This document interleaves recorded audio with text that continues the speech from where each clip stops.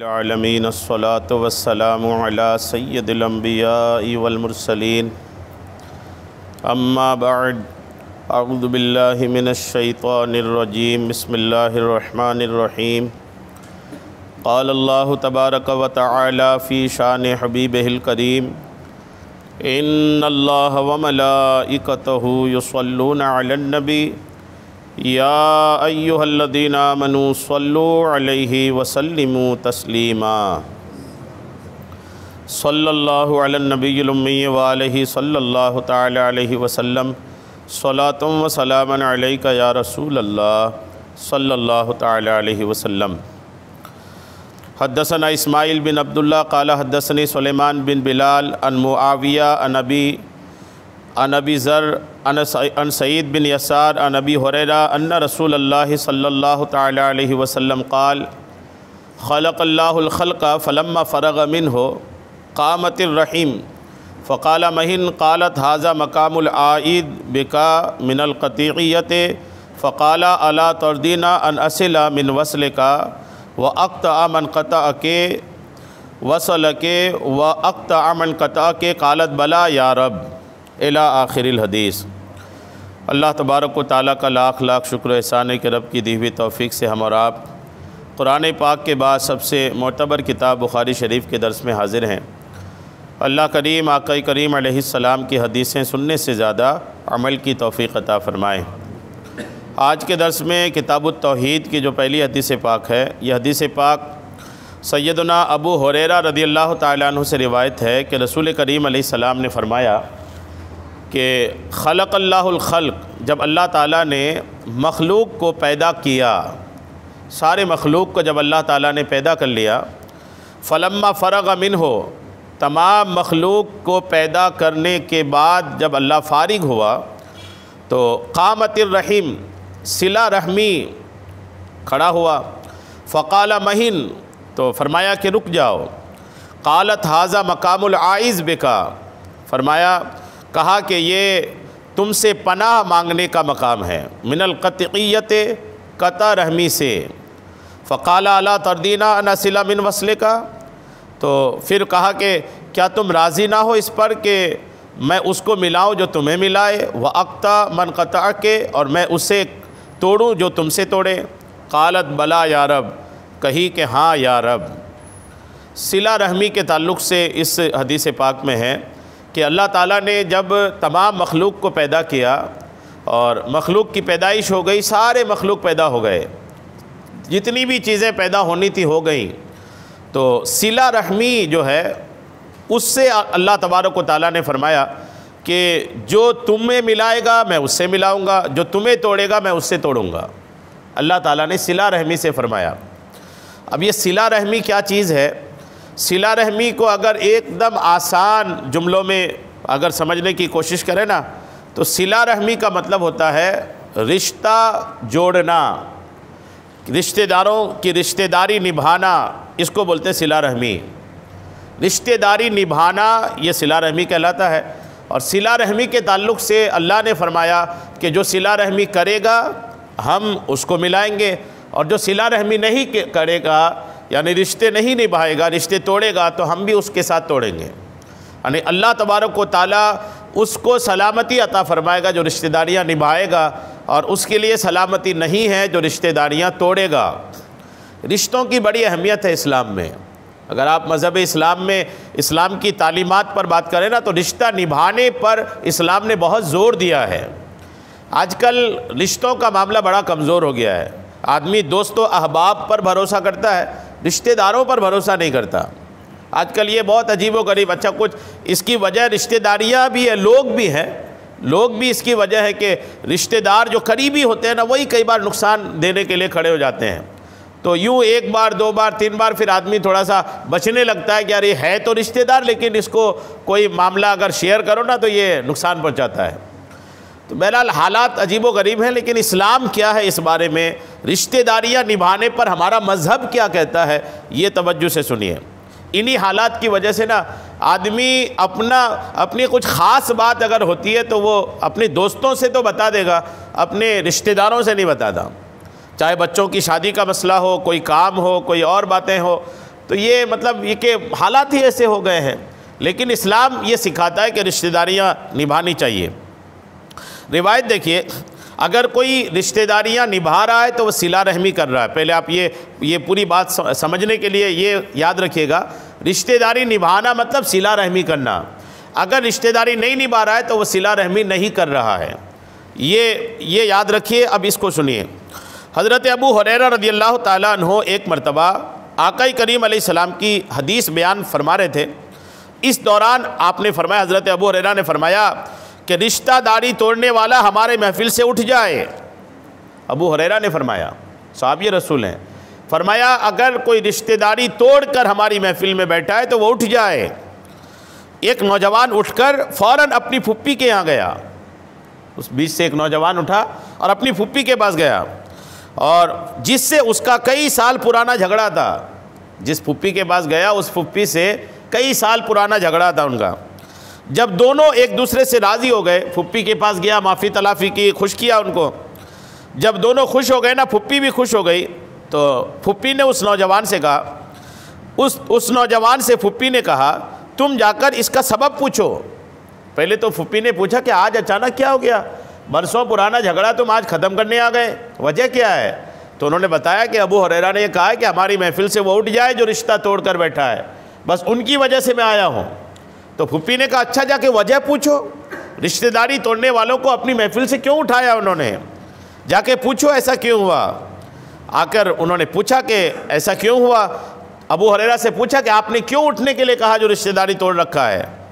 تو ابو ہریرہ نے فرمایا کہ میں نے نبی کریم علیہ السلام سے یہ سنا ہے کہ جس قوم میں رشتہ داری توڑنے والا ہو اس قوم پر اللہ کی رحمت نازل نہیں ہوتی۔ جہاں پر لوگ ایسے بیٹھے ہوں جہاں پر کوئی رشتہ داری توڑ کر بیٹھا ہے نا، تو ان لوگوں پر، اس قوم پر اللہ کی رحمت نازل نہیں ہوتی۔ آپ غور کریں رشتہ داری نبھانے کی کتنی اہمیت ہے۔ اگر رشتہ داری توڑ کر بیٹھے ہیں تو اللہ کی رحمت نہیں حاصل ہوتی۔ ایک بندے کی وجہ سے سارا قوم، سارے لوگ، سارا محلہ اللہ تعالیٰ کی رحمت سے محروم ہو جاتا ہے۔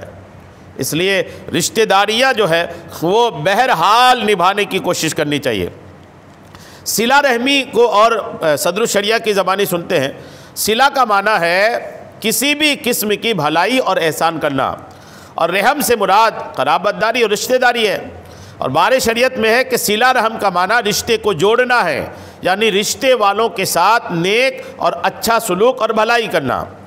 قرآن پاک کے سورہ بنی اسرائیل کی آیت نمبر 26 میں اللہ فرماتا ہے وَآتِ ذَا الْقُرْبَ حَقَّهُ، اور رشتہ داروں کو ان کا حق دے۔ یہ اللہ نے قرآن پاک میں فرمایا، یہ پارہ 15 سورہ بنی اسرائیل میں فرمایا آتِ ذَا الْقُرْبَ حَقَّهُ، اپنے رشتہ داروں کو ان کا حق دو۔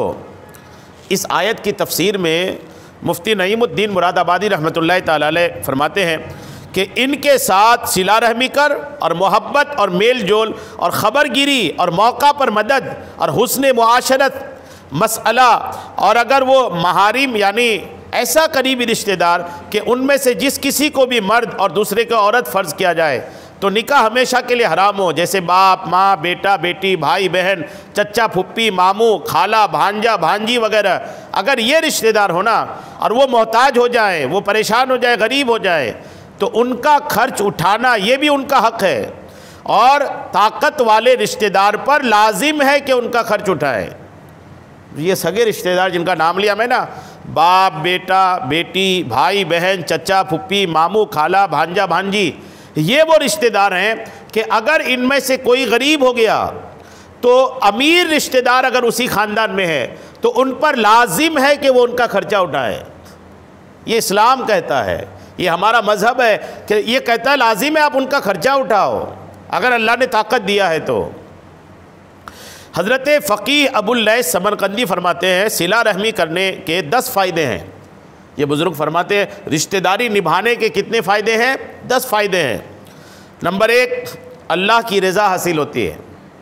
جو صلہ رحمی کہتا ہے نا اسے اللہ کی رضا حاصل ہوتی ہے، اللہ کی خوشی ملتی ہے، لوگوں کی خوشی کا سبب بھی بنتا ہے، اور فرشتوں کو مسرت ہوتی ہے۔ اگر کوئی رشتہ داری نبھاتا ہے تو اللہ کے فرشتے خوش ہوتے ہیں۔ مسلمانوں کی طرف سے اس شخص کی تعریف ہوتی ہے، شیطان کو اس سے رنج پہنچتا ہے اور اس کی عمر بھی بڑھتی ہے۔ لوگ کیا کیا نہیں کرتے کہ ابھی موت نہ آئے، بیماری ٹھیک ہو جائے، زندگی میری لمبی ہو جائے۔ تو صلہ رحمی جو ہے، رشتہ داروں کے ساتھ اچھا سلوک جو ہے، اس سے عمر بھی بڑھتی ہے، رزق میں برکت بھی ہوتی ہے، اور انتقال کر جانے والے آبا و اجداد یعنی مسلمان باپ دادا بھی خوش ہوتے ہیں، آپس میں محبت بڑھتی ہے، اور وفات کے بعد اس کے ثواب میں بھی اضافہ ہوتا ہے، کیونکہ لوگ اس کے حق میں دعائے خیر کرتے ہیں۔ اگر خاندان میں کوئی ایسا بندہ ہے کہ خاندان کے لوگوں کو لے کے چلتا ہے، خاندان میں جو غریب ہے اس کی مدد کرتا ہے، اب وہ جو بندہ مرتا ہے نا جب، تو سارا خاندان افسوس کرتا ہے کہ بڑا پیارا آدمی تھا، مدد کرتا تھا، رشتہ داروں کا خیال رکھتا تھا، یعنی ان کے انتقال پر سارا خاندان جو ہے نا وہ افسوس کرتا ہے اور ان کے لیے دعائیں کرتا ہے کہ مولا ان پر آخرت اچھی کرے۔ اور اگر اس کا الٹا ہوتا ہے خاندان کا بڑا آدمی لیکن کبھی خاندان والوں کی حال چال نہیں پوچھا، اگر وہ انتقال کرتا ہے نا تو خاندان والے بس ایک رسمی افسوس کرتے ہیں کہ انتقال کر گیا، ورنہ کسی کو جانے کا اتنا افسوس نہیں ہوتا۔ اس لیے اللہ نے اگر دیا ہے نا تو خاندان میں خاص کر کے جو غریب ہیں ان پر توجہ دینی چاہیے۔ پارہ 13 سورہ رعد کی آیت نمبر 21 میں اللہ کا فرمان ہے، اور وہ کہ جوڑتے ہیں اسے جس کے جوڑنے کا اللہ تعالیٰ نے حکم دیا ہے۔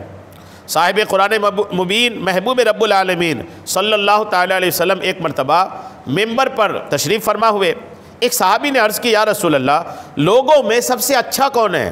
تو آقا نے فرمایا لوگوں میں سے وہ شخص سب سے اچھا ہے جو کثرت سے قرآن پاک کی تلاوت کرے، زیادہ متقی ہو، اور سب سے زیادہ نیکی کا حکم دینے والا اور برائی سے منع کرنے والا ہو، اور سب سے زیادہ رشتہ داروں کے ساتھ اچھا سلوک کرنے والا ہو۔ رشتہ داروں کے ساتھ اچھا سلوک کرنے والا جو ہے نا، آقا نے فرمایا وہ سب سے بہتر آدمی ہے۔ اور بار شریعت میں صدر الشریعہ علامہ مفتی امجد علی اعظمی فرماتے ہیں، حدیث پاک میں آیا ہے کہ صلہ رحم سے عمر زیادہ ہوتی ہے اور رزق میں الحمدللہ برکت حاصل ہوتی ہے۔ اور نبی کریم علیہ السلام نے فرمایا کہ جو اللہ اور قیامت پر ایمان رکھتا ہے اسے چاہیے کہ صلہ رحمی کرے، اور قیامت کے دن اللہ تعالیٰ کے عرش کے سائے میں 3 قسم کے لوگ ہوں گے، ان میں سے ایک آدمی وہ بھی ہوگا جو رشتہ داروں کے ساتھ اچھا سلوک کرتا ہے۔ جب قیامت کا دن ہوگا نا، سایہ صرف اللہ کے عرش کا ہوگا، ہر جگہ دھوپ ہوگی، صرف اللہ کے عرش کے نیچے سایہ ہوگا، اور جب قیامت کے دن صرف سایہ عرش الہی کے نیچے ہوگا۔ حدیث پاک میں کہ 3 طرح کے لوگ اس سائے کے نیچے ہوں گے، ان 3 میں سے ایک وہ بندہ بھی ہے جو اپنے رشتہ داروں کے ساتھ اچھا سلوک کرتا ہے۔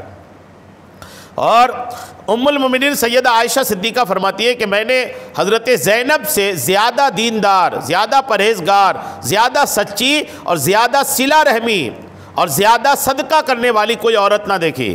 اور سیدنا عمر فاروق اعظم نے حضرت زینب کی خدمت میں 12,000 درہم بھیجے۔ حضرت زینب یہ حضور کی زوجہ ہیں، بڑی مدد کرنے والی خاتون تھی۔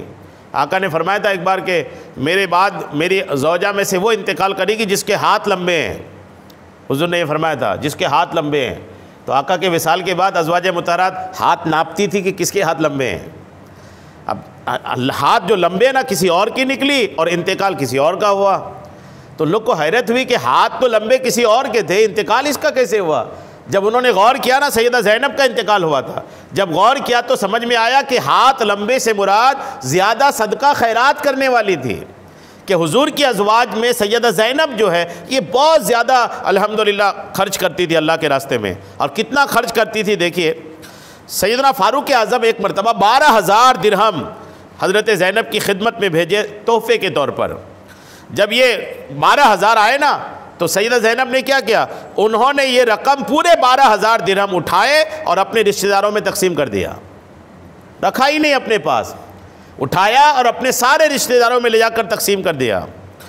قرآن پاک میں اللہ تعالیٰ پارہ 4 سورہ نساء کی آیت نمبر 1 میں فرماتا ہے، اور اللہ سے ڈرو جس کے نام پر مانگتے رہو اور رشتوں کا لحاظ رکھو۔ اللہ نے کتنا صاف قرآن، کئی آیت میں نے پیش کر دیا نا، فرمایا رشتوں کا لحاظ رکھو۔ اور نبی کریم علیہ السلام فرماتے ہیں رشتہ کاٹنے والا جنت میں نہیں جائے گا، رشتہ کاٹنے والا جنت میں نہیں جائے گا۔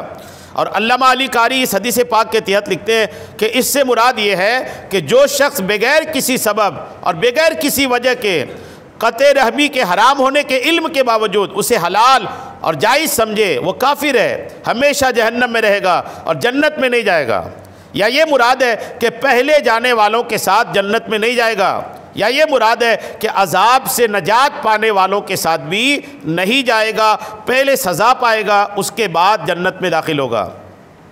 طبرانی میں حضرت سیدنا اعمش سے ہے کہ سیدنا عبداللہ بن مسعود ایک بار صبح کے وقت مجلس میں تشریف فرماتے، صبح کا وقت تھا، عبداللہ ابن مسعود اپنی محفل میں تشریف فرماتے، انہوں نے فرمایا میں رشتہ توڑنے والے کو اللہ کی قسم دیتا ہوں کہ وہ یہاں سے اٹھ جائے تاکہ ہم اللہ سے مغفرت کی دعا کریں۔ عبداللہ ابن مسعود اتنے بڑے صحابی ہیں کہ حضور فرمایا کرتے تھے اگر قرآن سیکھنا ہے نا تو عبداللہ ابن مسعود سے سیکھو۔ حضور علیہ السلام کئی بار عبداللہ ابن مسعود کو کہا کرتے تھے کہ اے ابن مسعود تم قرآن پڑھو، میں سننا چاہتا ہوں، اتنا بہتر قرآن کے پڑھنے والے تھے۔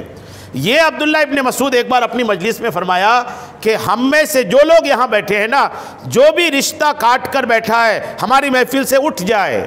کیوں اٹھ جائے؟ ہم مغفرت کی دعا کریں گے۔ کیوں؟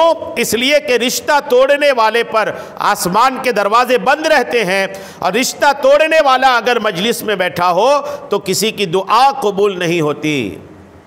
غور کریں، مسلمانوں کی دعائیں قبول نہیں ہونے کی وجوہات میں سے ایک وجہ یہ بھی ہے، ہمارے یہاں رشتہ توڑنے کا معاملہ تو بہت زیادہ ہے، بہت زیادہ لوگ رشتہ توڑ کر کے بیٹھے ہیں، رشتہ داروں سے ملنا جلنا بند کر کے بیٹھے ہیں، سلام کلام تک لوگ بند کر کے بیٹھے ہیں، یہاں تک کہ شادیاں ہوتی ہیں لوگ دعوت نہیں دیتے، ایسے رشتہ داروں کی بھی خبریں آتی ہیں، سگا رشتہ ہے لیکن شادیاں ہوئی تو دعوت نہیں پیش کیا، آنے کو نہیں کہا، کبھی مل گیا تو وہ کنی کاٹ کر کے لوگ بھاگ جاتے ہیں۔ تو رشتہ کاٹ کر کے اگر بیٹھے ہیں نا تو ایسے لوگ اگر محفل میں تو دعا قبول نہیں ہوتی۔ اور نبی کریم علیہ السلام پیر اور جمعرات کو حضور فرماتے ہیں کہ پیر اور جمعرات کو اللہ کی بارگاہ میں لوگوں کے اعمال پیش کیے جاتے ہیں۔ پیر اور جمعرات کو خاص کر اللہ کی عبادت کرنی چاہیے۔ پیر اور جمعرات کا جو دن ہوتا ہے نا، آدمی کے اعمال خدا کی بارگاہ میں پیش ہوتے ہیں، تو اللہ آپس میں دشمنی رکھنے والے اور رشتہ توڑنے والوں کے علاوہ سب کی مغفرت فرما دیتا ہے۔ آپس میں دشمنی رکھنے والے اور رشتہ توڑنے والوں کے علاوہ اللہ تعالیٰ سب کی مغفرت فرماتا ہے۔ اور نبی کریم علیہ السلام فرماتے ہیں امانت اور صلہ رحمی کو بھیجا جائے گا تو وہ پل صراط کے دائیں اور بائیں جانب کھڑے ہو جائیں گے۔ امانت اور صلہ رحمی یہ پل صراط کے پاس کھڑی ہو جائیں گی۔ محدثین فرماتے ہیں کہ یہ کھڑے ہو کر کیا کریں گے کہ جو امانت کے خلاف تھے یا رشتہ توڑنے والے تھے یہ ان کو پل صراط سے گزرنے نہیں دیں گے، اور اگر صلہ رحمی کرنے والا تھا، اگر وہ بندہ ایسا تھا کہ جو امانت میں خیانت نہیں کرتا تھا تو صلہ رحمی اور امانت ان کے پل صراط سے گزرنے پر مدد کریں گے۔ دونوں باتیں ہیں۔ اور سیدنا فقی ابو اللیث سمرقندی تنبیہ الغافلین میں لکھتے ہیں کہ سیدنا یحییٰ بن سلیم فرماتے ہیں مکہ مکرمہ میں ایک نیک شخص خراسان کا رہنے والا تھا، مکہ میں تھا، خراسان کا رہنے والا تھا، لوگ اس کے پاس اپنی امانتیں رکھتے تھے۔ ایک شخص اس کے پاس 10,000 اشرفیہ امانت رکھوا کر اپنی کسی ضرورت سے سفر میں چلا گیا۔ جب وہ واپس آیا تو وہ خراسانی انتقال کر چکا تھا۔ اس کے اہل و عیال سے اپنی امانت کا حال پوچھا، جس کو دے کر کے گئے تھے وہ انتقال کر گئے۔ جب آئے تو ان کے گھر والوں سے پوچھا کہ میں نے 10,000 اشرفیہ دے کر گیا تھا، تو گھر والے نے کہا کہ نہیں، ہمیں کوئی خبر نہیں۔ امانت رکھنے والے نے علماء مکہ مکرمہ سے پوچھا، جس نے رکھ کے گیا تھا وہ مکہ کے عالموں سے مسئلہ پوچھا کہ مجھے کیا کرنا چاہیے، تو انہوں نے کہا کہ ہم امید کرتے ہیں کہ وہ خراسانی جنتی ہوگا، تم ایسا کرو آدھی یا تہائی رات گزرنے کے بعد زمزم کے کنویں پر جا کر اس کا نام لے کر آواز دینا اور اس سے پوچھنا۔ اس نے 3 راتیں ایسا ہی کیا۔ دیکھیے بہت بڑی پیاری معلوماتی بات اس میں، وہ بندہ آب زمزم کے کنواں کے پاس گیا اور 3 دن تک یوں ہی آواز لگایا، ان کو 3 دن تک کوئی جواب نہ ملا۔ اس نے پھر جا کر علماء سے پوچھا کہ ہم نے تو زمزم کے کنویں پہ 3 دن آواز لگایا، جواب نہیں ملا۔ تو پھر علماء نے کہا انا للہ و انا الیہ راجعون، ہمیں ڈر ہے کہ شاید وہ جنتی نہ ہو، تم یمن چلے جاؤ، وہاں پر برہوت نامی ایک وادی میں ایک کنواں ہے، اس پر پہنچ کر اس طرح آواز دو جیسے یہاں آواز دیتے تھے۔ اس نے ایسا ہی کیا تو پہلی ہی آواز میں جواب ملا کہ میں نے اس کو گھر میں فلاں جگہ دفن کیا ہوا ہے، اور میں نے اپنے گھر والوں کے پاس بھی امانت کو نہیں رکھا، میرے لڑکے کے پاس جاؤ اور اس جگہ کو کھودو، تمہیں مل جائے گا۔ چنانچہ اس نے ایسا ہی کیا اور مال مل گیا۔ میں نے اس سے پوچھا کہ تو بہت نیک آدمی تھا، تو یہاں کیسے پہنچ گیا؟ وہ بولا میرے کچھ رشتہ دار خراسان میں تھے جن سے میں نے رشتہ توڑ رکھا تھا، اسی حالت میں میری موت آ گئی، اس وجہ سے اللہ نے مجھے یہ سزا دی ہے اور مجھے اس کنواں میں قید کر رکھا ہے۔ یہ واقعی میں یہ واقعہ جو ہے نا آنکھیں کھولنے والی ہے۔ علماء مکہ مکرمہ نے پہلے ان کو کیا کہا کہ وہ بندہ جنتی ہے، تم زمزم کے کنویں میں جا کے پکارو۔ مطلب کیا؟ جو نیک آدمی انتقال کرتا ہے نا اس کی روح الحمدللہ، بہت سارے ایسے نیک لوگ بھی ہیں کہ ان کی روحیں زمزم کے کنویں میں رہتی ہیں، اور اگر برا آدمی ہے، گنہگار ہے، کفار میں سے ہے، کفار کا بھی یہ حال ہے، ان کی روح یہ چاہے برہوت میں رہتی ہے۔ ایک کنواں ہے، یہ یمن میں ایک کنواں ہے چاہے برہوت، بہت عجیب و غریب کنواں ہے، ایک وادی کے اندر، جنگل کے اندر ہے۔ مشرکین کی روحیں بھی اور گنہگاروں کی روحیں بھی وہاں قید رہتی ہیں۔ یہ بہت پیاری بات سمجھ میں آئے۔ مسلمان کی جو روح ہوتی ہے نا انتقال کے بعد، یہ کئی جگہ رہتی ہے۔ بعض ایسے مسلمان بھی ہوتے ہیں کہ جن کے بارے میں کہا جاتا ہے ان کی روح اللہ کے عرش کے پائے میں رہتی ہے، کسی کی گنبد خضراء کے سائے میں رہتی ہے۔ جو جیسا عشق ہوتا ہے اور جیسا ان کا لگاؤ ہوتا ہے، ان کی روح کو اللہ تعالیٰ وہ مقام دیتا ہے۔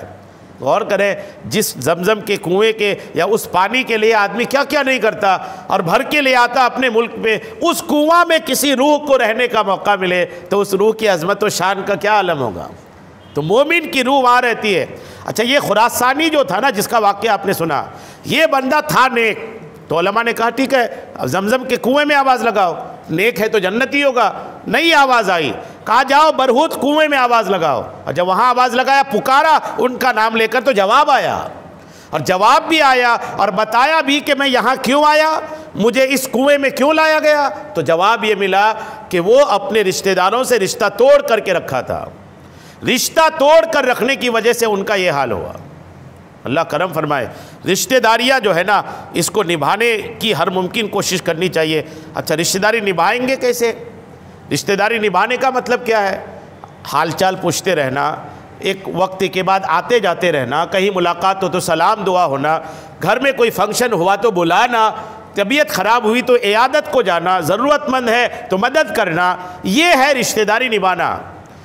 یہ رشتہ داری نبھانا، یہ نہیں کہ جا کر کے بستر ہی ڈال دیں کہ ہمارا رشتہ دار ہے، ہمیں رشتہ داری نبھانا ہے، بس یہاں سے تو مجھے جانا نہیں، ایسا نہیں ہے۔ ایک وقت میں ملتے جلتے رہنا۔ ایک جو ہوتا ہے نا کہ جیسے ناراضگی نہیں ہے، کہیں ملے تو چہرہ پھیر کر نہیں بھاگا، ملاقات کیا، سلام دعا کیا، خیریت پوچھی، حال چال پوچھا، دور ہے تو کال کرتے رہے ایک وقت میں، یہ ہے معاملہ کہ رشتہ داری نبھائے تو اس طرح نبھائے۔ بہرحال یہ کہ رشتہ داری جو ہے نا وہ نبھانے کی ہر ممکن کوشش کرنی چاہیے۔ رشتہ داریاں نہیں نبھانے والا جو ہے نا یہ بڑا مشکل میں ہوگا۔ درود پاک پڑھی، اللہم صلی علی سیدنا شفیعنا حبیبنا مولانا محمد بارک وسلم، صلاۃ و سلام علیک یا حبیبی یا کریمی یا محسنی یا رسول اللہ صلی اللہ تعالی علیہ وسلم۔ اس کے بعد جو حدیث پاک دیکھیں، سیدنا ابو ہریرہ سے یہ حدیث پاک روایت ہے کہ رسول کریم علیہ السلام نے فرمایا، رجل لم یعمل خیرن۔ یہ دیکھیے اللہ کا خوف کتنا ہونا چاہیے، اور اس خوف میں کیا کمی ہے وہ دیکھیے، اپنی زندگی کا محاسبہ کیجیے۔ ایک آدمی تھا، نبی کریم فرماتے حضور نے ایک آدمی کا واقعہ بیان کیا کہ ایک آدمی تھا کہ جس نے کوئی بھلائی نہیں کیا تھا، نیک کام کے نام پر کچھ نہیں کیا تھا۔ فَإِذَا مَاتَ، جب وہ انتقال کرنے والا رہا نا، جب وہ ایک بھی نیک عمل نہیں کیا، برائی اچھا ہی نہیں کیا، اذا ماتا، جب وہ انتقال کرنے لگا نا تو وصیت کیا کہ ایک کام کرنا، جب میں مر جاؤں نا تو میری لاش کو جلانا، اور جلا کر کے میرے لاش کی جو راکھ ہے، آدھی راکھ سمندر میں اڑا دینا اور آدھی راکھ جو ہے نا وہ خشکی میں اڑا دینا۔ خشکی مطلب زمین دنیا کے دو ہی حصے ہیں نا، یا تو پانی ہے یا تو مٹی ہے۔ مٹی والے حصے کو خشکی کہتے ہیں اور پانی والے حصے کو سمندر کہا جاتا ہے۔ تو انہوں نے کہا میرے بدن کے جلے ہوئے راکھ کو دو حصے میں تقسیم کرنا، آدھا حصہ جو ہے وہ سمندر میں اور آدھا حصہ خشکی میں اڑا دینا تیز ہوا میں۔ اب ان کا انتقال ہوا، گھر والوں نے ایسا ہی کیا۔ جب گھر والے ایسے کیے نا تو اچھا، ایسا کرنے کے پیچھے انہوں نے کیا گھر والوں نے پوچھا کہ یہ آپ کیوں کر رہے ہیں؟ آپ اپنی لاش کو جلانے کا، اس کی راکھ اڑانے کا کیوں کہہ رہے ہیں؟ تو ان کا جواب سنیے، وہ جواب انہیں یہ دیا کہ اللہ کی قسم میں نے تو کوئی نیک کام کیا نہیں، برائی کرتا رہا، اگر میں مرا اور اللہ تعالیٰ مجھ پر قابو پایا تو اللہ مجھے سخت عذاب دے گا، یعنی سخت عذاب دے گا مجھے رب کریم، رب کے ڈر سے میں ایسا کر رہا ہوں کہ مجھے جلا کر میری راکھ اڑا دینا، میں رب کے خوف سے ایسا کر رہا ہوں۔ گھر والوں نے وصیت پوری کیا، جب وصیت کے مطابق ان کا حال یہ کہ جلانے کے بعد اس کی آدھی راکھ کو ان کے خشکی میں، آدھی کو سمندر میں پھینک دیا گیا، تو اللہ تعالیٰ نے سمندر کو حکم دیا آدھی راکھ کو جمع کرو، اللہ تعالیٰ نے خشکی کو بھی حکم دیا آدھی راکھ کو جمع کرو۔ جب وہ جمع ہو گئی تو اللہ تبارک و تعالیٰ نے فرمایا زندہ ہو جاؤ، زندہ ہو گئے۔ اللہ تعالیٰ ہے وہ، رب کریم کا معاملہ تو یہ ہے کہ وہ راکھ جمع کیے بنا بھی زندہ کر دیتا۔ رب تبارک تعالیٰ اسباب دیکھتا ہے، رب کریم ہے، لیکن پھر بھی اسباب جو ہے نا، ذریعہ جو ہے رب کریم کو پسند ہے۔ راکھ جمع کروایا، فرمایا زندہ ہو جا، زندہ ہو گئے۔ اور جب زندہ ہوا نا تو اللہ تعالیٰ نے زندہ ہو جانے کے بعد ان سے پوچھا لما فعلتا، تم نے ایسا کیوں کیا، تم نے ایسا کیوں کیا، اپنی لاش کے ساتھ یہ بے حرمتی کرنے کا حکم دیا؟ تو اللہ تعالیٰ کی بارگاہ میں جواب اس نے دیا، من خشیت کا وَأَنْتَ عَالَمْ، اے رب کریم میں نے ایسا تیرے ڈر سے کیا ہے اور تو جانتا ہے کہ میں صرف تیرے ڈر سے ایسا کیا ہوں۔ اس نے کہا مولا بس ڈر لگتا تھا تجھ سے، اس خوف کی وجہ سے میں نے وصیت کیا تھا۔ اللہ تعالیٰ نے فرمایا اچھا میرے ڈر سے کیا تھا، اللہ کو سب معلوم ہے، لیکن پھر بھی رب کریم جو ہے نا پروسیس معاملہ ہوتا ہے رب کریم کی بارگاہ میں۔ جب اس نے کہا مولا تجھ سے ڈر سے کیا، تو اللہ کا جواب سنیے، فَغُفِرَ لَهُ، تو اللہ تعالیٰ نے اس کی مغفرت فرما دیا، بخش دیا ان کو، ان کے سارے گناہ پیچھے رہ گئے، ایک اللہ کا خوف اس بندے کی مغفرت کا سبب بن گیا۔ ڈرنا چاہیے اللہ سے۔ آج اللہ تبارک و تعالیٰ کے خوف کی کتنی کمی ہے مسلمانوں میں، یہ کوئی ڈھکی چھپی بات نہیں۔ رب سے اگر ڈر ہو تو آدمی کہاں رب کی نافرمانی کرے گا؟ رب کے فرما برداری کے لیے سب سے بنیادی چیز جو ضروری ہے نا وہ رب کا خوف ہے۔ اور یقین مانے رب کا خوف جب ہمارے دل میں آ جائے گا نا، رب کا ڈر جب ہمارے دلوں میں آ جائے گا، یقین کریں دنیا بھی بن جائے گی، آخرت بھی بن جائے گی، اور آدمی نیک ہو جائے گا۔ اپنے بچوں کو خدا کا خوف سکھانا چاہیے، اپنا ہی ڈر بس نہیں۔ بچہ مجھ سے نہیں ڈرتا، باپ سے نہیں ڈرتا، امی سے نہیں ڈرتا۔ کئی بار لوگ بولتے نا یہ میرا بچہ ایسا ہو گیا، یہ تو کسی سے ڈرتا ہی نہیں ہے، کسی سے نہیں ڈرتا۔ ارے ایسا لوگ ایسا اپنے بچوں کی شکایت کرتے ہیں، ہم آپ سے نہیں ڈرتا، نہیں، بچے کو یہ سکھائیں کہ وہ خدا سے ڈرے، اور جب بچہ خدا سے ڈرے گا نا تو پھر سب سے ڈرے گا، اس کو پھر باپ کا حق سمجھ میں آئے گا، ماں کا حق سمجھ میں آئے گا، بھائی کا حق سمجھ میں آئے گا، تو پھر معاملات اس کے اچھے ہوں گے۔ اس لیے اپنی اولاد کو جو ہے نا جو چیز سکھانی ضروری ہے اس میں سے ایک رسول اللہ کی محبت اور خدا کا خوف، یہ بچوں کو ضرور سکھائیں۔ اللہ کے خوف دیکھیے، ایک نوجوان ایک عورت کی محبت میں مبتلا ہوا۔ امام غزالی رحمۃ اللہ تعالی علیہ نے مکاشفۃ القلوب میں لکھا ہے، ایک نوجوان ایک عورت کی محبت میں مبتلا ہو گیا۔ وہ عورت کسی قافلے کے ساتھ باہر کے سفر پہ روانہ ہوئی۔ جس عورت کی محبت میں مبتلا ہوا وہ عورت کہیں سفر میں جا رہی تھی، کوئی قافلہ تھا اس کے ساتھ جا رہی تھی۔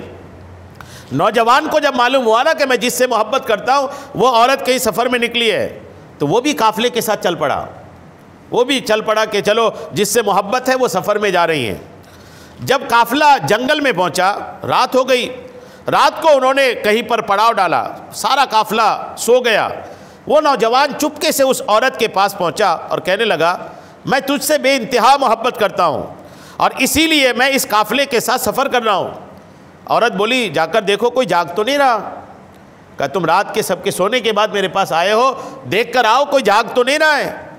نوجوان نے خوشی کے مارے اٹھا اور سارے قافلے کا چکر لگایا کہ دیکھے کوئی سو رہا ہے، کوئی جاگ تو نہیں رہا۔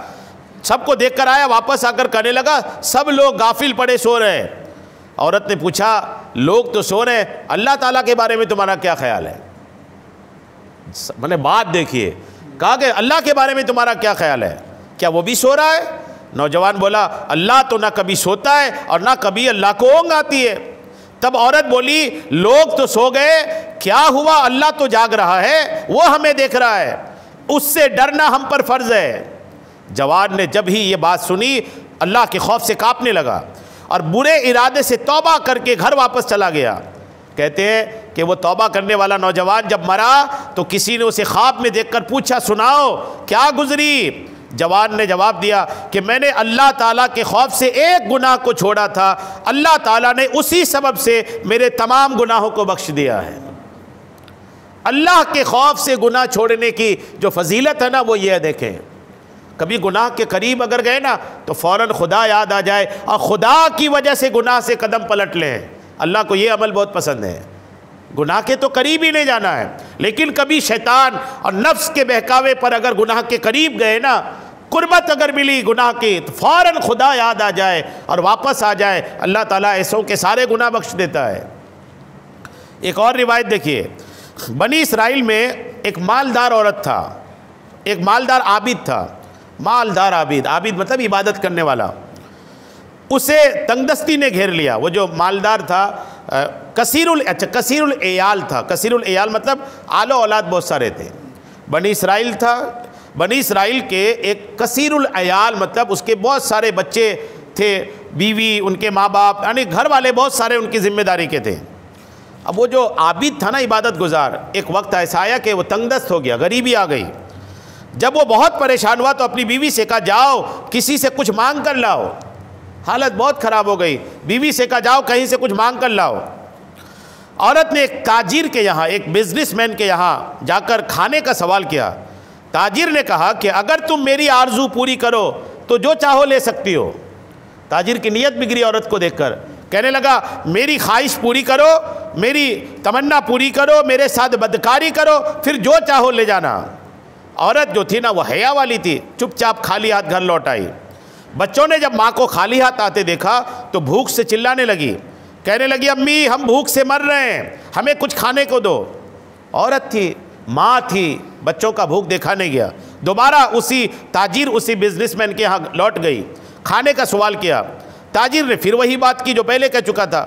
عورت اپنے اولاد کے لیے رضامند ہو گئی، مگر جب یہ دونوں تنہائی میں پہنچے تو عورت خوف سے کانپنے لگی۔ تاجر نے پوچھا کس سے ڈرتی ہو؟ میرا گھر ہے، دروازے بند ہیں، کوئی نہیں ہے، ڈر کس سے رہی ہو؟ اس نے کہا میں اس رب سے ڈر سے کانپ رہی ہوں جس نے ہمیں پیدا کیا ہے۔ مجھے ڈر تمہارا نہیں، تمہارے گھر والوں کا نہیں، مجھے میرے رب کا ڈر ہے، میں رب کے ڈر سے کانپ رہی ہوں۔ تاجر نے کہا کہ جب تم اتنی غریبی میں بھی اللہ سے ڈرتی ہو تو مجھے اللہ کے عذاب سے کتنا ڈرنا چاہیے۔ عورت کو بہت سا مال دے کر عزت کے ساتھ روانہ کیا۔ وہ تاجر بھی گناہ نہیں کیا، دولت دیا، مال دیا، اس عورت کو روانہ کیا۔ اس زمانے میں موسیٰ علیہ السلام زندہ تھے۔ اللہ تعالیٰ نے حضرت موسیٰ کے پاس پیغام بھیجا کہ فلاں تاجر کے پاس جاؤ اور اسے میرا سلام کہنا۔ سبحان اللہ، اس تاجر کے پاس جاؤ اور کہنا میرا سلام کہنا، اور یہ بھی ان کو خوشخبری دینا میں نے ان کے تمام گناہ کو معاف کر دیا ہے۔ موسیٰ علیہ السلام اللہ کا حکم پا کر اس تاجر کے پاس آئے، پوچھا کیا تم نے کوئی بہت بڑی نیکی کی ہے کہ اللہ تعالیٰ تمہیں سلام بھیج رہا ہے اور تمہارے گناہ کی مغفرت کی بشارت دے کر بھیجا ہے؟ تاجر نے جب سنا رونے لگا، روتے ہوئے کہا اور سارا واقعہ جو اس عورت کے ساتھ ہوا تھا سیدنا موسیٰ علیہ السلام کو سنایا۔ الحمدللہ حضور علیہ السلام فرماتے ہیں فرمان الہی ہے کہ میں نے اپنے کسی بندہ پر دو خوف اور دو امن جمع نہیں کرتا۔ جو شخص دنیا میں میرے عذاب سے ڈرتا ہے میں اسے آخرت میں بے خوف کر دوں گا، لیکن جو دنیا میں میرے عذاب سے بے خوف اور نڈر رہتا ہے میں اسے آخرت میں خوف زدہ کر دوں گا، اس پر عذاب نازل کر دوں گا۔ یعنی دنیا میں اللہ سے ڈرنے والا آخرت میں انہیں کسی چیز کا ڈر نہیں ہوگا، اور دنیا میں بے خوف رہنے والا آخرت میں ڈر میں رہے گا۔ یہ واقعہ آپ نے سنا، کتنا پیارا واقعہ ہے، اور گناہوں سے بچنے کے لیے کتنا زیادہ ہم سب کو پیغام دیتا ہے کہ ہمیں چاہیے کہ اللہ تبارک و تعالیٰ کی عبادت بھی کریں اور ساتھ میں رب تبارک و تعالیٰ کا ڈر، رب کا خوف بھی اپنے دل پہ جمع کر کے رکھیں۔ رب کا خوف۔ درود پاک پڑھیں صلی اللہ علی النبی الامی وآلہ صلی اللہ تعالی علیہ وسلم۔ صلاۃ و سلام علیک یا حبیبی یا کریمی یا محسنی یا رسول اللہ صلی اللہ تعالی علیہ وسلم۔ اس کے بعد یہ حدیث پاک دیکھیے، یہ حدیث پاک یہ واقعی میں بہت زیادہ رحمت بھری حدیث پاک ہے۔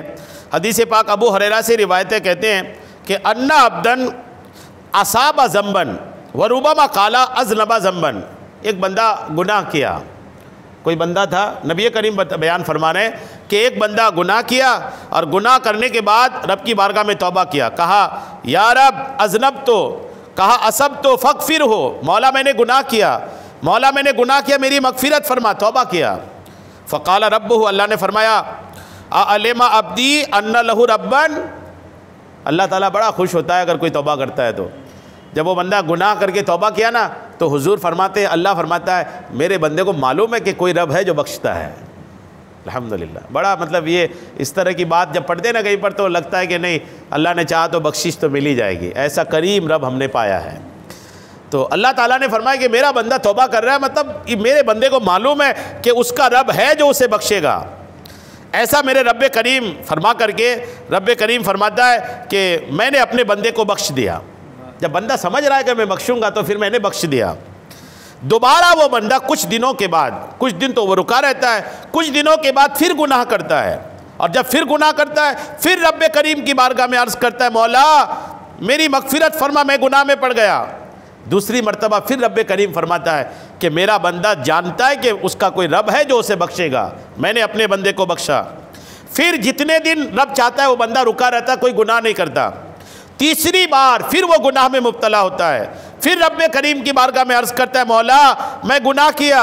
رب کریم پھر فرماتا ہے کہ میرا بندہ جانتا ہے کہ اس کا کوئی رب ہے جو اسے گناہوں سے بخشتا ہے، اور رب کریم فرماتا ہے کہ غفرت لعبدی ثلاثا، میں نے اپنے بندے کو تینوں مرتبہ مغفرت عطا کیا۔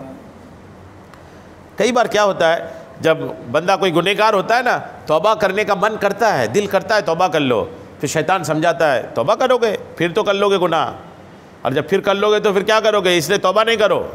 میں پچھلے دنوں بھی عرض کر رہا تھا، اور یوں بندہ ٹال مٹول کرتا رہتا ہے، ٹال مٹول کرتا رہتا ہے کہ ایک دن وہ آتا ہے کہ توبہ تو نہیں آتی، موت آ جاتی ہے، اور پھر وہ توبہ کے بنا دنیا سے چلا جاتا ہے۔ توبہ کے بنا دنیا سے جانا یہ بہت بھاری ہو جائے گا، اس لیے آئے دن نہ توبہ کرتی رہنی چاہیے، یہاں تک کہ کبھی ایسا وقت بھی نکالنا چاہیے آئے دن کہ بیٹھیں اپنے گناہ کو یاد کریں اور اللہ کی بارگاہ میں توبہ کریں، یاد کر کر کے گناہوں سے توبہ کریں، اور جب یاد نہ آئے تو یوں بھی توبہ کر لیں، مولا مجھے یاد ہے نہیں ہے، تو جانتا ہے کہ میں نے کون سا گناہ کیا ہے، تیرے علم میں میرے جو گناہ ہیں وہ سارے گناہ سے میں توبہ کرتا ہوں۔ توبہ کرتے رہنا چاہیے، اور توبہ اللہ تعالیٰ کو بہت پسند ہے۔ توبہ اتنی اہم چیز ہے کہ قیامت سے پہلے اس کا دروازہ بھی بند کیا جائے گا، توبہ کا دروازہ بند کیا جائے گا۔ جب اللہ چاہے گا کہ قیامت آنی ہے تو اللہ تعالیٰ توبہ کا دروازہ بند کرے گا، اور جب توبہ کا دروازہ بند کرے گا اب کسی کا نہ اسلام قبول ہوگا اور نہ کسی گنہگار کی توبہ قبول ہوگی، اور وقت وہ ہوگا کہ روئے زمین پر صرف کفار اور مشرکین ہوں گے، اور اللہ تعالیٰ قیامت نازل فرمائے گا۔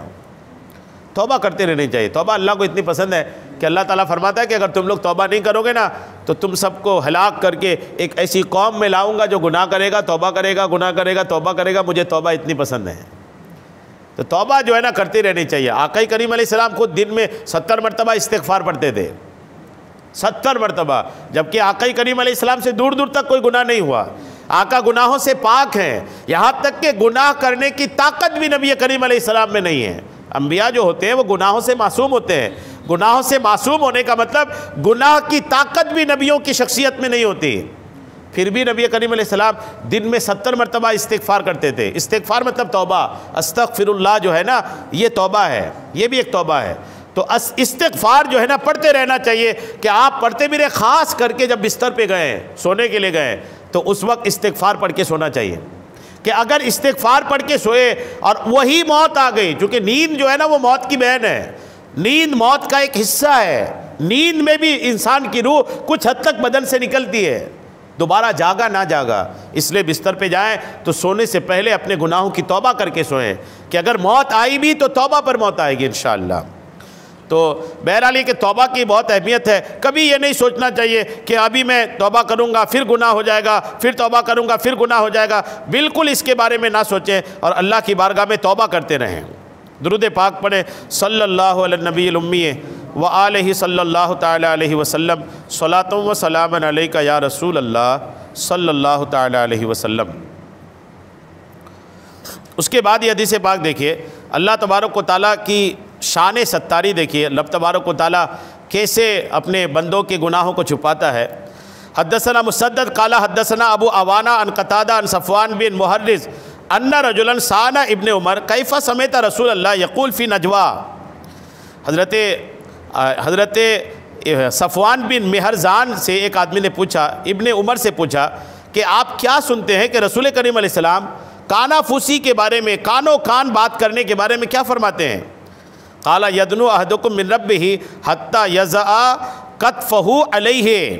انہوں نے کہا کہ بندہ جب قیامت کے دن رب کے پاس آئے گا نا تو رب کریم کا معاملہ کیا ہوگا؟ یدنو احدکم من ربہ، بندہ اپنے رب کے قریب آئے گا، حتی یضع کتفہ علیہ، یہاں تک کہ اللہ تعالیٰ اپنا نور اس بندے پر رکھ دے گا.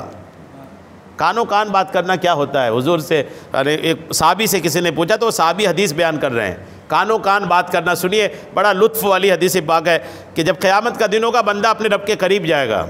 جب بندہ رب کے قریب جائے گا نا تو محشر کی بھیڑ ہوگی، سارے آدم کی اولاد محشر کے میدان میں ہوگی، کوئی ایک تنہائی نہیں ہوگی، سارے لوگ ہوں گے. لیکن اللہ جب چھپانا چاہتا ہے کسی بندے کے عیب کو تو کیسے چھپاتا ہے؟ دیکھیے جب بندہ رب کے قریب آئے گا نا تو رب کے قریب آئے گا تو اللہ تعالیٰ اپنا نور اس بندے پر ڈالے گا، اور جب اپنا نور ڈالے گا تو وہ بندہ نور میں چھپ جائے گا، کوئی اس بندے کو دیکھ نہیں پائے گا، وہ بندہ چھپ جائے گا، صرف اس بندہ کو رب کریم دیکھے گا اور وہ بندہ ساری مخلوق سے چھپ جائے گا. اور جب بندہ چھپ جائے گا نا تو اللہ کیا فرمائے گا؟ اب بات ہو رہی رب اور اس بندے کے بیچ میں، رب کلام کر رہا ہے، بندہ سنے گا، اور بندہ جب سنے گا رب کریم کیا فرمائے گا؟ دیکھیے فیقول، رب فرمائے گا اعملت کذا و کذا، کیا تم نے وہ گناہ نہیں کیا تھا؟ یاد دلائے گا، گناہوں کو یاد دلائے گا. فرمائے گا تم نے یہ گناہ نہیں کیا تھا؟ وہ بندہ کہے گا نام مولا میں نے گناہ کیا تھا. ویقول اعملت کذا کذا، اللہ فرمائے گا تم نے وہ گناہ کیا، وہ بات بولی. فیقول، باتیں بھی یاد دلائے گا اللہ تعالیٰ، فلاں باتیں تو نے کری، غیبت کری، چغلی کری، جھوٹ بولا، فلاں برا عمل کیا، سب اللہ یاد دلائے گا. فیقررہ، وہ بندہ اقرار کرے گا. راستہ بھی کہاں؟ رب کریم ہے سامنے، رب کے سامنے تو جھوٹ بولنے یا چھپانے والا معاملہ ہی نہیں، وہ اقرار کرے گا مولا میں نے کیا تھا. پھر اللہ کیا فرمائے گا؟ دیکھیے اللہ تعالیٰ کی رحمت الحمدللہ، اللہ فرمائے گا انی سترت علیک فی الدنیا وانا اغفر لک اليوم. اللہ فرمائے گا دنیا میں نے تمہارے عیب کو چھپایا تھا، گناہوں کو چھپایا تھا، جا آج بھی میں نے تیری مغفرت کیا. الحمدللہ.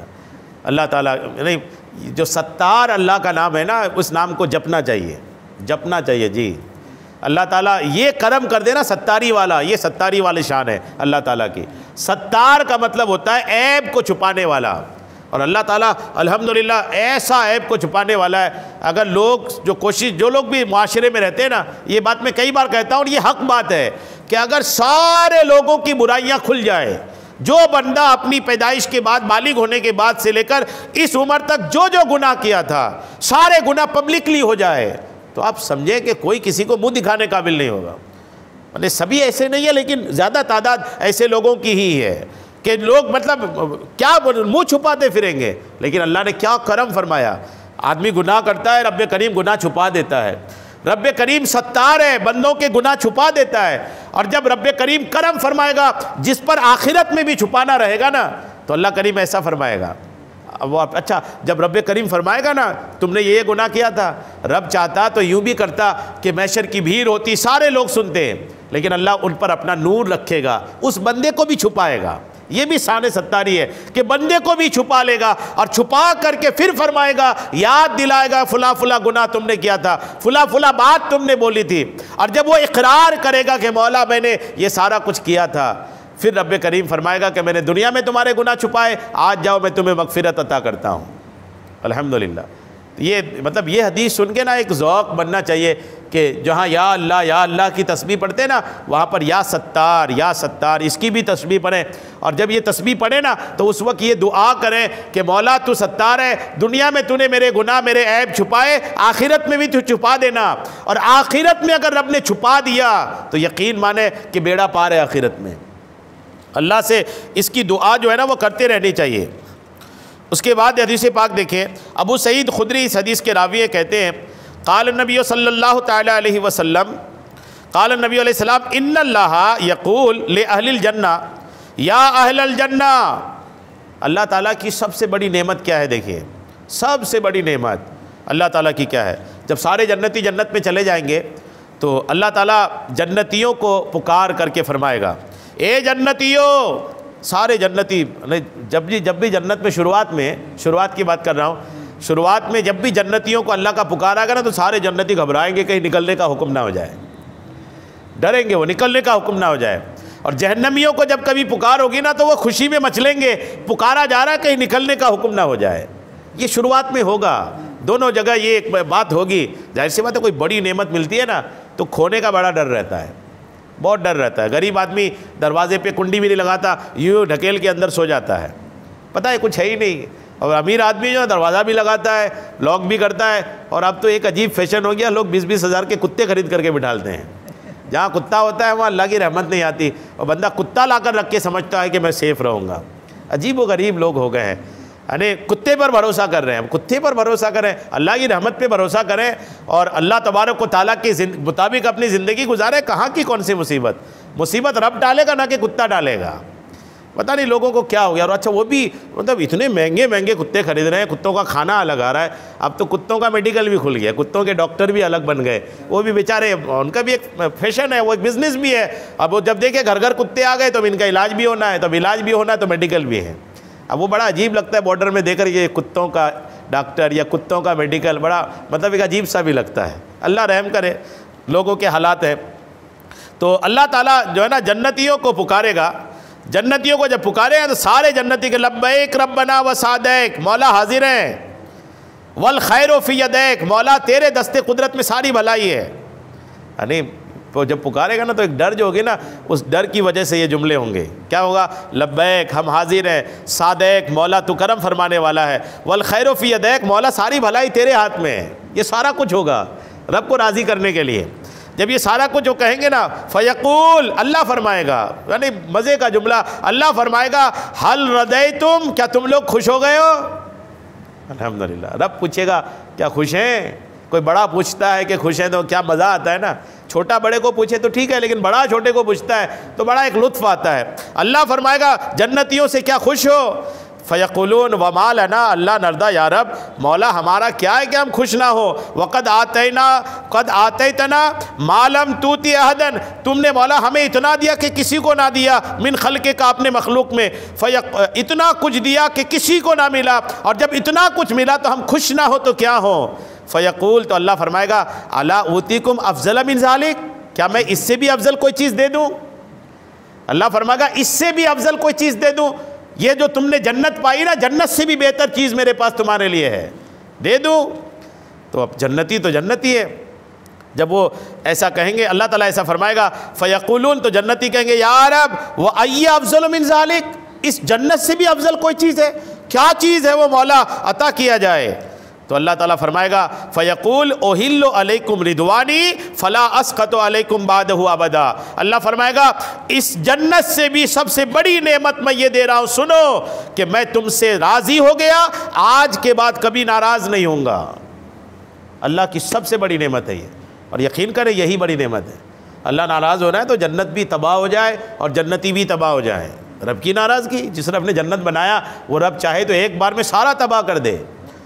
جنتی جنت میں جانے کے بعد بھی رب چاہے تو نکال دے. رب کی رضا پر جب بات ہوتی ہے نا کہ رب راضی ہے کہ ناراض ہے, تو کہا جاتا ہے رب چاہے تو سارے لوگوں کو اٹھا کر جہنم میں ڈال دے, اور رب چاہے تو سب کو اٹھا کر جنت میں ڈال دے. رب تبارک و تعالیٰ ہے, قادر مطلق, حاکم مطلق ہے رب کریم.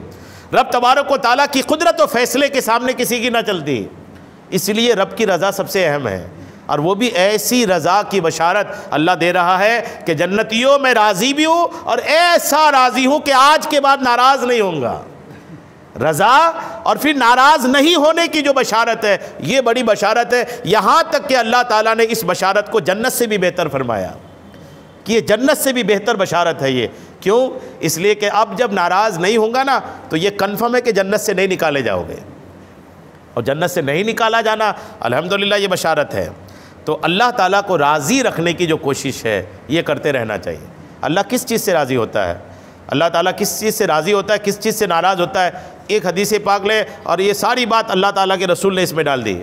آقا فرماتے اللہ نے اپنی خوشی اپنی فرما برداری میں چھپا رکھا ہے، اپنی ناراضگی نافرمانی میں چھپا رکھا ہے، اور اپنے ولیوں کو لوگوں کے بیچ چھپا رکھا ہے۔ یہ حدیث پاک ہے کہ اللہ نے تین چیزوں میں چھپا رکھا ہے، اپنی خوشی کو نیکی میں چھپا رکھا ہے، اپنی ناراضگی کو نافرمانی میں چھپا رکھا ہے، اور اولیاء کرام کو لوگوں کے بیچ چھپا رکھا ہے۔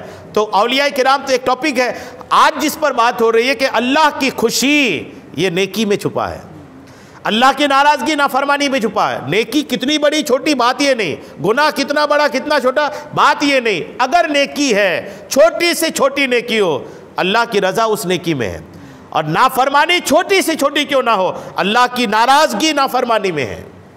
اس لیے کئی بار یہ ہوتا ہے نا کہ یار یہ چھوٹی سی نیکی ہے، نفل نہیں پڑھتے لوگ، اٹھ کے چلے جاتے ہیں اور گھر میں جا کے بلا وجہ بیٹھے رہتے ہیں گھر والوں پر بوجھ بن کے، لیکن یہاں 2 رکعت نفل زیادہ پڑھ کے جائے تو یہ نہیں ہوتا، یہاں مسجد میں تھوڑا وقت گزار لے یہ نہیں ہوتا، گھر میں جا کے بلا وجہ بیٹھے ہیں۔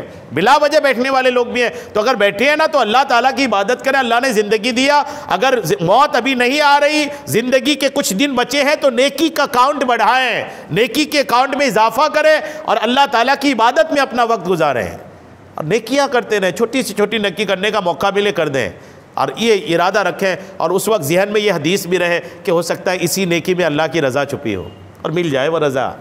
اور گناہ کی جب بات ہو نا تو چھوٹا سے چھوٹا گناہ بچنا چاہیے اس سے، کہ ہو سکتا ہے اس گناہ میں اللہ کی نافرمانی ہو۔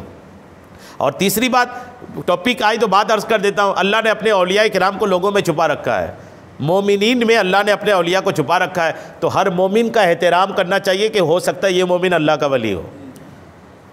اللہ تعالیٰ کرم فرمائے۔ آخری حدیث پاک آج کے درس کی دیکھیے، یہ حدیث پاک دیکھیں آپ، اور دیکھیں کہ جنت میں اللہ تعالیٰ نے کیا کیا انتظام کیا ہے۔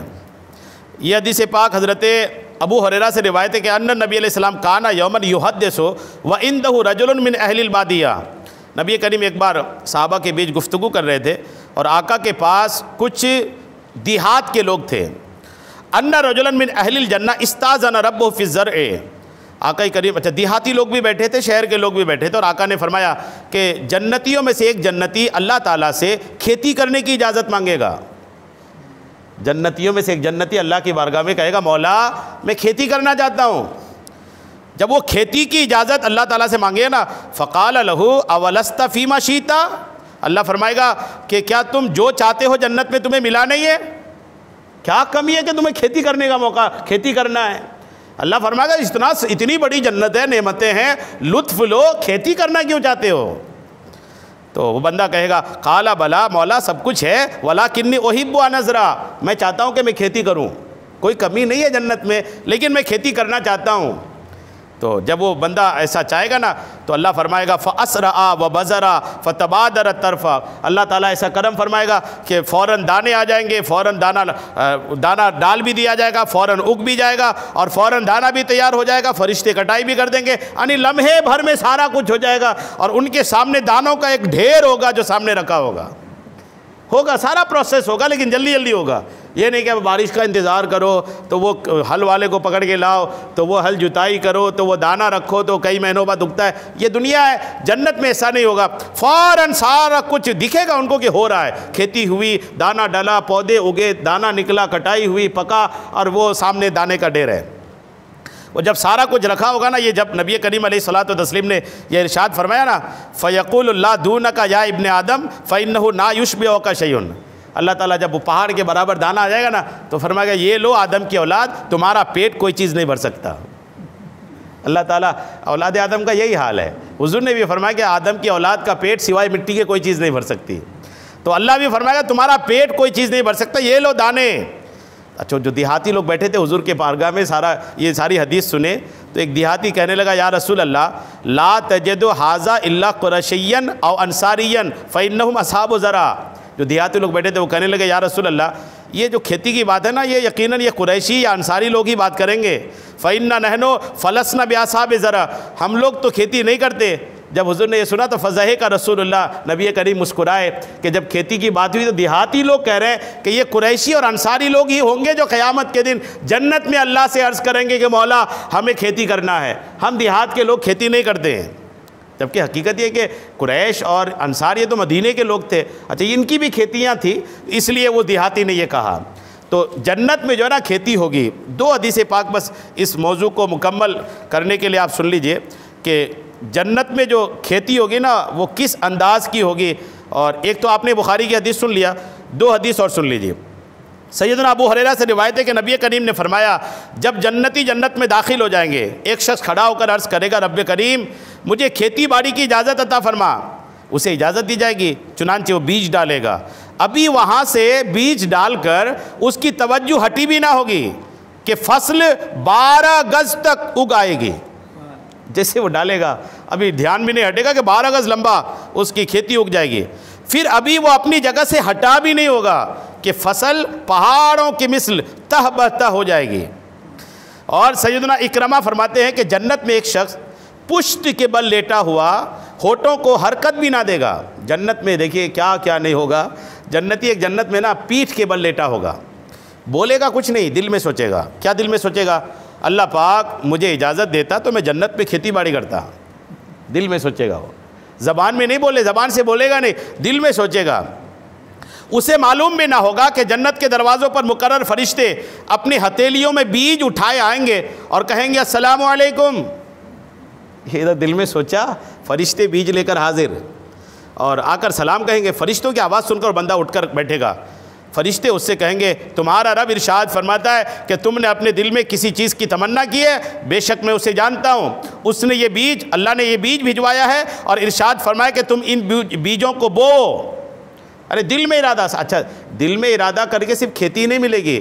جنتی جنت میں جس چیز کی بھی تمنا دل میں کرے گا اللہ تعالیٰ کے فرشتے فوراً اللہ کے حکم سے حاضر کریں گے, فوراً حاضر ہوگا. کوئی بات ہی نہیں. یہاں دنیا میں تو نہ بیوی سنتی, نہ بچے سنتے, اور نہ کوئی نوکر سنتا ٹھیک سے. لیکن دنیا میں ہی لوگ آدمی پڑے ہوئے ہیں. حقیقت یہ ہے کہ انہی کے چکر میں پڑے ہیں اور رب تبارک و تعالیٰ کو ناراض کیے پڑے ہیں. رب کریم کا معاملہ جنت میں ایسا ہوگا, جنت میں بندہ بولے گا بھی نہیں, تمنا کرے گا مولا یہ ہو جائے, تمنا دل میں کرے گا, اس کے تمنا اس کے سامنے حاضر. یوں ہوگا جیسے مثال کے طور پر جنت میں پرندے بھی بہت ہوں گے, ایک سے خوبصورت پرندے ہوں گے. کوئی پرندہ اڑے گا تو یہ تمنا کاش یہ پرندے کا گوشت مل جاتا. یہ جملہ ان کا ختم نہیں ہوگا کہ پرندہ بھونا ہوا پکا ہوا 70 قسم کی لذت والا ان کے سامنے ہوگا. ایک لذت بھی نہیں, جنت کے کھانے میں 70 لذت ہوگی. اور 70 لذت بھی کیسی ہوگی؟ اللہ زبان کو طاقت دے گا کہ وہ 70 لذت کی بوٹی اٹھا کر جب منہ میں ڈالے گا نا. آپ یہاں دنیا میں کوئی چیز اٹھا کے ڈالتے ہیں تو ایک ہی لذت ہوتی ہے. بریانی میں پلاؤ کی لذت تھوڑی ہوتی ہے, پلاؤ میں بریانی کی لذت نہیں ہوتی, سبزی میں گوشت کی لذت نہیں ہوتی. لیکن جنت کا کھانا جب بندہ منہ میں ڈالے گا تو پورے 70 لذت ان کو محسوس ہوگی. ایک کمال کی طاقت اللہ جنت میں زبان کو پیدا فرمائے گا. اچھا وہ بندہ کو جب لا کر دیں گے نا فرشتے کہ یہ لو کھیتی کرو, تو وہ بیج, وہ جو اس نے یہ بیج بھجوائے اللہ نے, تم ان بیجوں کو بو. چنانچہ وہ ان بیجوں کو دائیں بائیں آگے پیچھے ڈال دے گا. جنت کی زمین ہوگی, ڈال دے گا.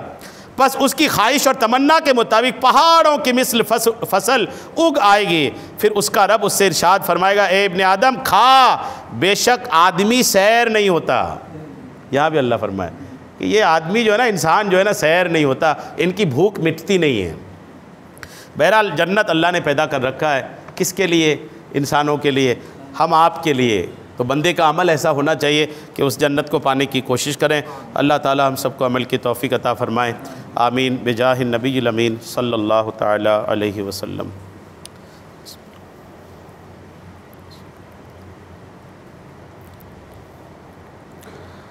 قال اللہ تبارک و تعالی فی شان حبیبہ الکریم ان اللہ وملائکتہ یصلون علی النبی یا ایہا الذین آمنوا صلوا علیہ وسلموا تسلیما. صلی اللہ علی النبی الامی وآلہ صلی اللہ تعالی علیہ وسلم. صلاۃ و سلام علیک یا رسول اللہ. سبحان ربک رب العزۃ عما یصفون وسلام علی المرسلین والحمد للہ رب العالمین. حق لا الہ